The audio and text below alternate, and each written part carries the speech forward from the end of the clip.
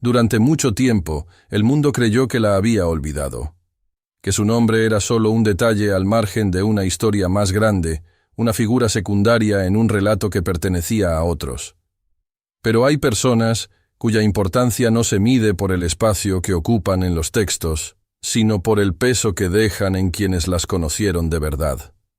Y María Magdalena fue, quizás, la persona que más cerca estuvo de entender lo que estaba ocurriendo. No desde la distancia de la doctrina, sino desde la proximidad del amor, del dolor y de una presencia que no se puede fingir.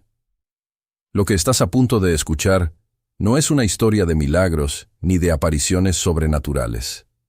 Es algo más difícil de sostener y más difícil de ignorar. Es la historia de una mujer que vio cosas que nadie más quiso ver, que entendió cosas que nadie más quiso entender, y que antes de morir dejó algo que no era exactamente una profecía en el sentido antiguo de la palabra.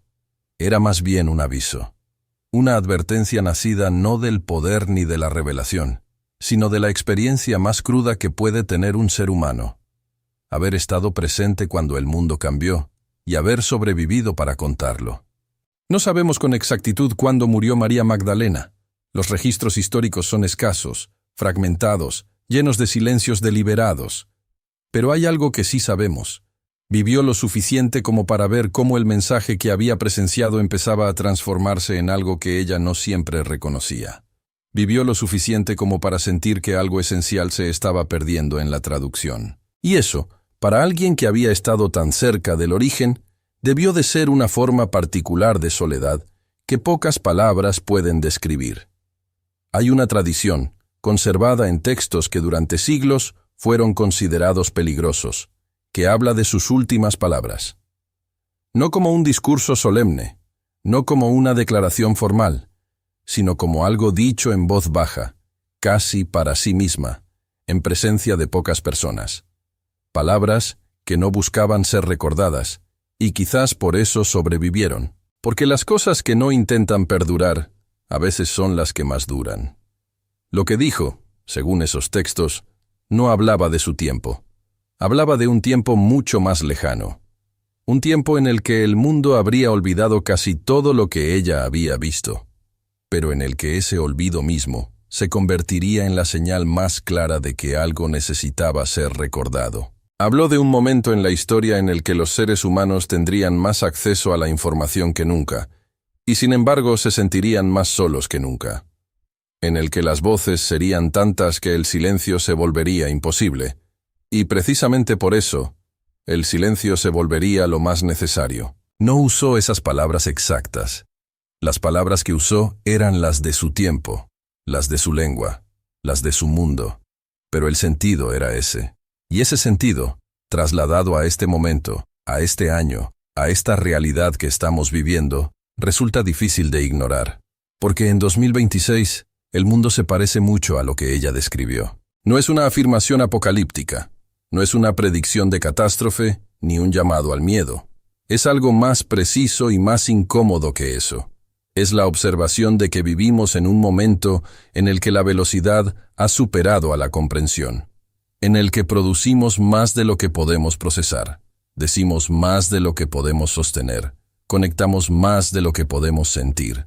Y en ese exceso, algo muy antiguo y muy necesario está quedándose sin espacio. María Magdalena no era una profetisa en el sentido tradicional. No recibía visiones en sueños, ni hablaba con voces del cielo. Su forma de ver el futuro era más sencilla y más aterradora. Miraba el presente con una claridad que la mayoría de las personas no se permitía. Veía lo que estaba ocurriendo sin el filtro de lo que se suponía que debía ocurrir. Y esa capacidad, que en su tiempo la convirtió en una figura incómoda para muchos, es exactamente lo que hace que sus palabras finales resulten tan perturbadoras cuando se las lee hoy. Ella había visto a un hombre morir y volver. No como metáfora, no como símbolo, sino como experiencia directa, física, imposible de racionalizar. Y lo que ese hombre le había enseñado, antes y después de todo eso, no era un sistema de creencias. Era una forma de mirar, una forma de estar con los demás que no dependía de la jerarquía, ni del poder, ni del mérito. dependía únicamente de la presencia, de la capacidad de estar realmente ahí, con el otro, sin agenda, sin cálculo, sin miedo. Eso es lo que ella vio desaparecer, lentamente, durante los años que siguieron. Vio cómo el mensaje se institucionalizaba, cómo la presencia se convertía en doctrina, cómo el amor concreto y desordenado que ella había conocido se transformaba en un sistema de reglas que podía administrarse, controlarse, distribuirse en dosis medidas. Y aunque entendía por qué ocurría, aunque sabía que los seres humanos necesitan estructuras para sostener lo que no pueden sostener solos, algo en ella no podía dejar de sentir que se estaba perdiendo lo más importante. Su aviso final no era contra ninguna institución en particular. No era contra ninguna religión, ni contra ningún poder político, ni contra ninguna forma específica de organización humana. Era algo más fundamental. Era un aviso contra la tendencia, profundamente humana, de sustituir la experiencia por la representación de la experiencia, de confundir el mapa con el territorio, de creer que hablar de amor es lo mismo que amar, que hablar de verdad es lo mismo que buscarla, que hablar de presencia es lo mismo que estar presente. En 2026, esa tendencia ha alcanzado una escala que ninguna generación anterior habría podido imaginar. Vivimos en un mundo donde es posible transmitir emociones sin sentirlas, donde es posible parecer conectado estando completamente solo, donde es posible construir una versión de uno mismo que existe y se relaciona y recibe afecto sin que el cuerpo real, el cuerpo que duerme y que duele y que necesita, participe de nada de eso. Y esa disociación, que empezó como una herramienta y se ha convertido en un modo de vida, es exactamente lo que María Magdalena describió cuando habló de un tiempo en el que los seres humanos habrían aprendido a vivir sin vivir. No lo dijo con crueldad. No lo dijo como condena. Lo dijo con la tristeza específica de alguien que ha conocido la diferencia, que sabe lo que es estar realmente presente en el momento más importante de la historia humana, y que por eso puede reconocer, con una precisión que duele, lo que significa no estarlo. Hay una frase que los textos le atribuyen, y que durante siglos fue ignorada o malinterpretada. Una frase que en su idioma original tiene una ambigüedad que las traducciones suelen resolver demasiado rápido. Decía, más o menos, que el mayor peligro no es el que viene de fuera, sino el que ocurre cuando dejamos de reconocernos. Cuando miramos al otro, y ya no vemos a alguien como nosotros, sino a algo que puede ser usado, ignorado, descartado. Cuando el rostro humano deja de activar en nosotros la respuesta que debería activar, no por maldad, sino por costumbre, por saturación, por el agotamiento de haber visto demasiados rostros sin haber mirado ninguno de verdad. Eso es lo que está ocurriendo en 2026. No de forma dramática, no de forma que pueda señalarse con el dedo y nombrarse con claridad. Ocurre en la acumulación de pequeñas decisiones cotidianas, en la preferencia por la pantalla sobre la conversación, en la comodidad del algoritmo sobre la incomodidad del encuentro real, en la facilidad de consumir versiones simplificadas de la realidad en lugar de enfrentarse a la realidad en toda su complejidad y su desorden y su exigencia. María Magdalena no habría condenado la tecnología. Habría hecho algo más difícil. Habría preguntado para qué la estamos usando. Habría preguntado si nos está acercando a los demás o si nos está dando la ilusión del acercamiento sin el riesgo real que implica estar cerca de alguien.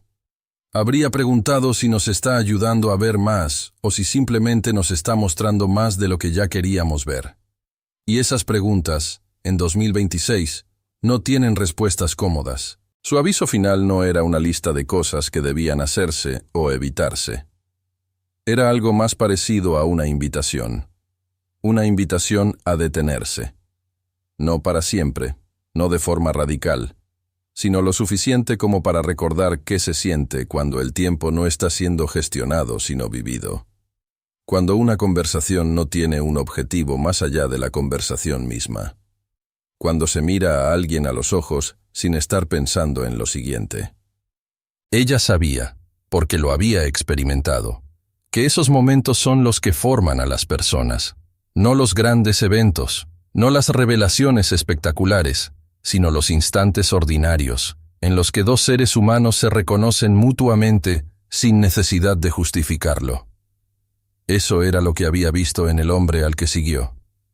No los milagros, que también los vio, sino la forma en que miraba a las personas que nadie más miraba. La forma en que se detenía cuando todos los demás seguían caminando. La forma en que el tiempo, a su lado, tenía una densidad diferente. Y lo que ella temía, en sus últimas palabras, era que ese tipo de tiempo desapareciera. No de golpe, no por una catástrofe, sino por erosión, por la acumulación silenciosa de días en los que nadie se detuvo lo suficiente como para que algo real pudiera ocurrir. En 2026, ese miedo tiene nombre, y tiene forma y tiene datos. Tenemos estadísticas sobre la soledad. Tenemos estudios sobre la incapacidad creciente de sostener conversaciones largas, de tolerar el silencio, de permanecer en la incomodidad el tiempo suficiente como para que se convierta en comprensión. Tenemos generaciones enteras que han crecido con la certeza de que si algo no puede decirse en pocos segundos, probablemente no vale la pena decirse. Y esa certeza, instalada tan profundamente, que ya no parece una elección sino una naturaleza, es exactamente la condición que María Magdalena describió como el principio del olvido. No el olvido de los textos, no el olvido de los nombres y las fechas, el olvido de cómo se siente estar completamente presente. El olvido de que eso es posible. El olvido de que hay una diferencia entre existir y vivir, y que esa diferencia no es filosófica sino física, concreta, experimentable en el cuerpo. Su aviso final, entonces, no era una predicción de fin del mundo. Era algo más preciso y más urgente. Era la advertencia de que el mundo no termina de golpe. Termina despacio, en la acumulación de presencias que se vuelven ausencias, de encuentros que se vuelven transacciones, de momentos que se vuelven contenido. Y que cuando ese proceso llega a cierto punto, recuperar lo perdido exige un esfuerzo que pocas generaciones están dispuestas a hacer. Pero también dijo algo más. Algo que los textos recogen con menos frecuencia, porque es más difícil de usar como argumento, más difícil de convertir en doctrina. Dijo que ese proceso no es irreversible, que en cada generación hay personas que recuerdan, no porque hayan leído los textos correctos, ni porque hayan tenido las experiencias correctas, sino porque algo en ellas se resiste al olvido con una obstinación que no saben del todo explicar. Personas que sienten que hay algo más, que el mundo que se les ofrece no es todo el mundo que existe, que debajo de la superficie de lo que se puede medir y gestionar y optimizar hay algo que no puede medirse ni gestionarse ni optimizarse, y que precisamente por eso es lo más importante. Esas personas, dijo, son las que mantienen vivo lo que de otra forma se perdería. No porque sean especiales en el sentido en que el mundo entiende la especialidad, sino porque se permiten algo que la mayoría no se permite: la lentitud, la pausa, la disposición a quedarse en un lugar incómodo el tiempo suficiente como para entender qué está ocurriendo realmente. En 2026, esas personas existen. Están en todas partes, aunque el ruido del mundo haga difícil escucharlas. Están en las conversaciones que duran más de lo previsto porque algo real está ocurriendo en ellas. Están en los gestos pequeños que nadie registra porque no hay cámara apuntando. Están en la decisión, tomada una y otra vez sin que nadie lo sepa, de mirar a alguien de verdad en lugar de mirarlo de paso. El aviso de María Magdalena no era para los que ya se habían perdido. Era para los que todavía podían elegir. Para los que estaban en ese punto intermedio en el que el olvido aún no era completo, en el que la memoria de algo más profundo todavía existía, aunque fuera como una incomodidad vaga, como la sensación de que algo falta sin saber exactamente qué. Para esas personas, su mensaje era simple, no fácil, pero simple. Vuelve. No a un lugar, no a un tiempo, no a una doctrina. Vuelve a la presencia. Vuelve a la capacidad de estar realmente donde estás, con quién estás, en el momento en que estás. Porque eso, y solo eso, es lo que hace que la vida sea vida y no una representación de la vida. Y si eso suena demasiado pequeño para ser un aviso final, si parece insuficiente para la gravedad del momento, quizás sea porque hemos olvidado, exactamente como ella temía, que las cosas más grandes siempre empiezan en lo más pequeño. Que el mundo no cambia desde los discursos, ni desde las instituciones, ni desde los sistemas. Cambia desde el instante en que una persona mira a otra y decide, sin razón calculada, quedarse. Eso fue lo que ella vio. Eso fue lo que intentó preservar. Y eso es lo que en 2026 todavía está en nuestras manos no perder.